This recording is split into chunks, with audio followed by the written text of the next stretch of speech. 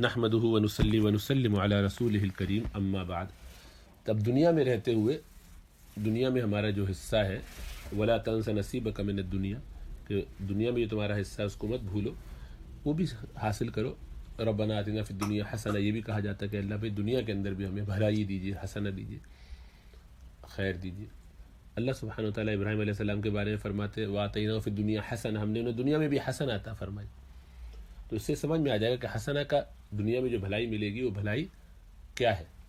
وہ جو اللہ کی یاد سے غافل نہ کرے، وہ جو اپنی زندگی کے مقصد کو کمپرومائز نہ کرے، آخرت کبھی بھی جیپڈی میں نہ چلی جائے.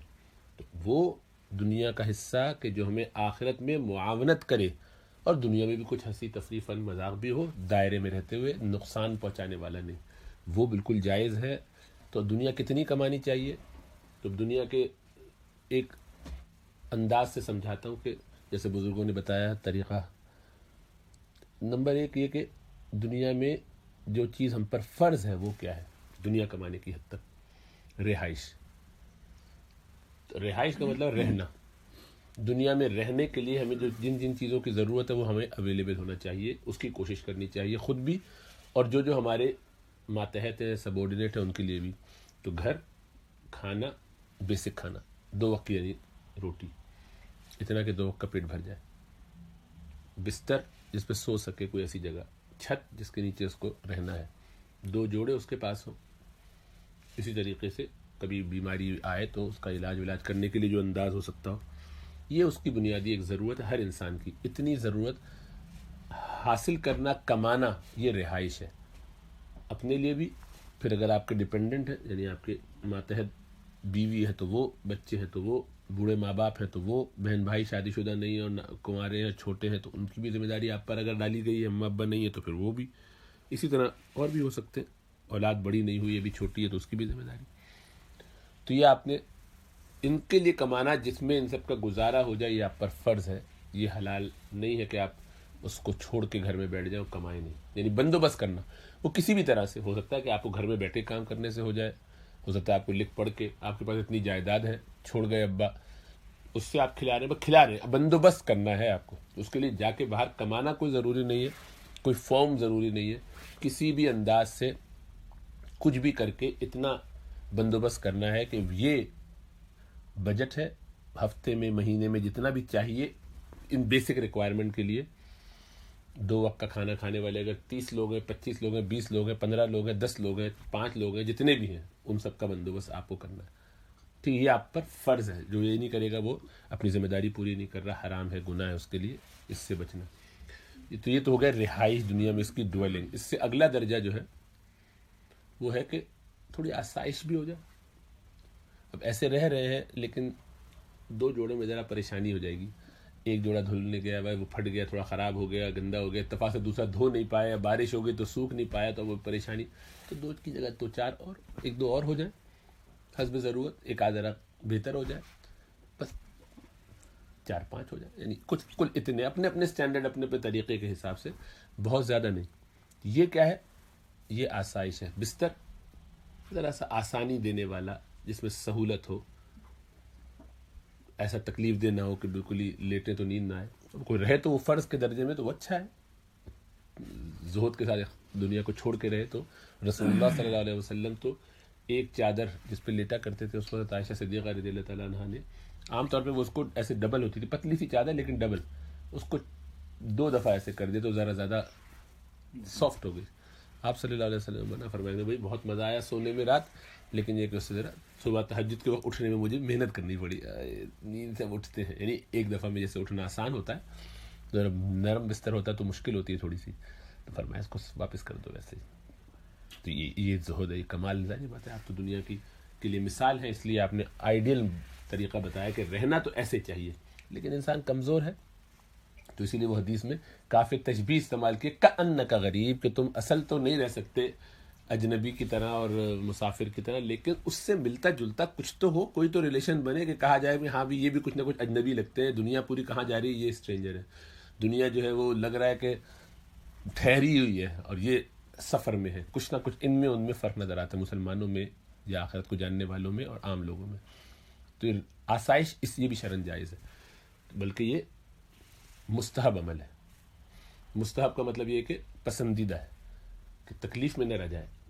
خواص کی بات نہیں ہو رہی. خواص کے لیے ایلیٹ ٹاپ لیول کے جو لوگ ہیں, اصحاب المقربون کے لیے تو وہی ہے کہ وہ جتنی سادگی سے رہیں ان کے لیے کوئی مذاکرہ نہیں ہے, ان کا مقام وہی ہے. لیکن عام لوگوں کے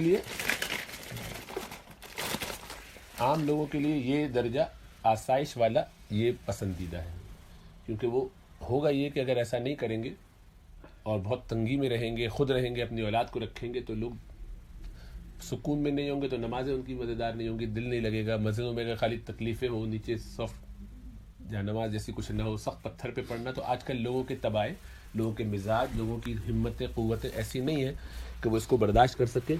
چنانچہ آپ 2 جوڑے میں بیگم کو رکھنے کی کوشش کریں یا بچوں کو, تو وہ بھاگیں گے, نقصان بھی اٹھائیں گے, آپ بھی وہ بھی.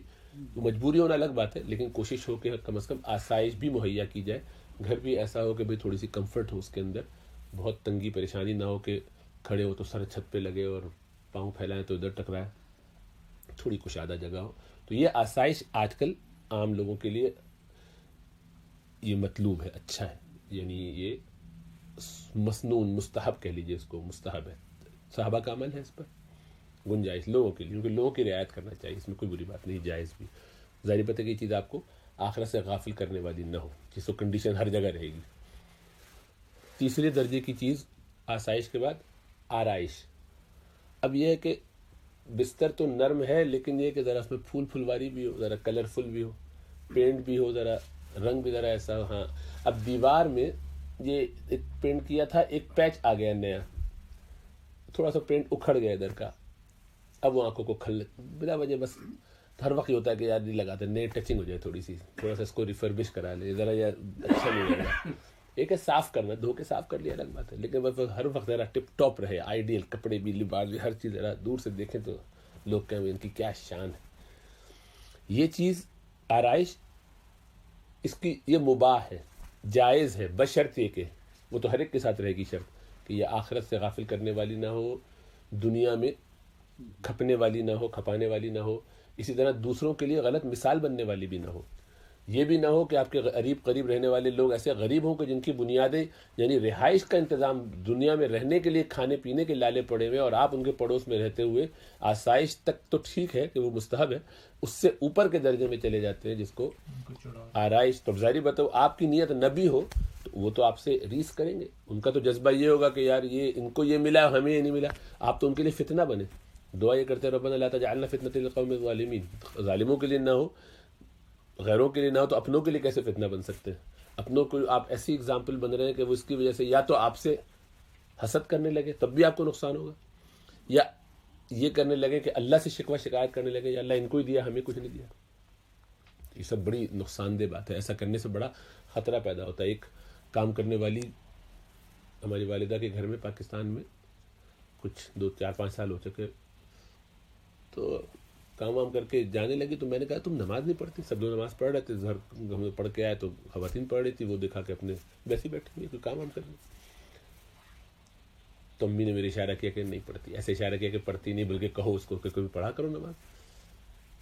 تو میں کبھی تم نماز کیوں نہیں پڑھتی؟ تو نماز پڑھنی چاہیے. تو صاحب ہم کیا نماز پڑھیں, ہمیں اللہ نے دیا ہی کیا, آپ لوگ پڑھیں, آپ لوگ کو پڑھنا چاہیے, آپ لوگ ٹھیک کرتے ہیں. کھل کر اس نے یہ بات کہی.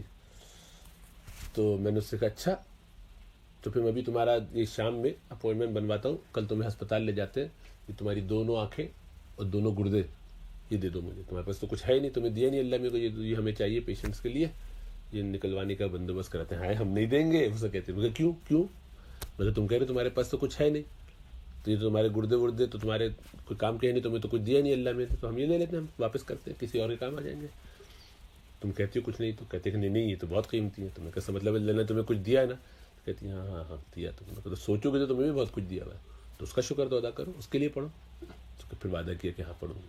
تو مطلب وہ تو خیر سمجھانے کی بات تھی, لیکن یہ دیکھو ہمارے رہن سہن کو دیکھ کر ان کو یہ لگتا ہے کہ ان کا گزارا نہیں ہو رہا ہے, اور حالانکہ وہ جو کما کے یہاں سے لے کے جاتی تھی اپنے گاؤں میں, پھر وہ 3-4 مہینے پارٹی کر کے آتی, اور اپنوں میں رشتہ داروں میں ان کا مقام اونچا ہوتا ہے کمائی کے حساب سے, کیونکہ وہ زیادہ اچھا کما رہی ہیں گاؤں کے مقابلے میں. ظاہری بات. بڑے شہروں میں لوگ مزے کرتے ہیں. تو خلاصہ یہ ہے کہ دیکھو اپنے آپ کو دیکھ کے, ہمارے رہن سہن کو دیکھ کر ان میں یہ خرابی پیدا ہو تو یہ بھی خطرناک ہے نا. تو اس سے بھی بچنا چاہیے, لحاظ کرنا چاہیے, کم از کم چھپا کے کرنا چاہیے. تو یہ کیا ہے, آرائش. آرائش کی حد تک بھی ٹھیک ہے, بشرط یہ کہ دنیا میں الجھانے والی نہ ہو, آخرت سے غافل کرنے والی نہ ہو.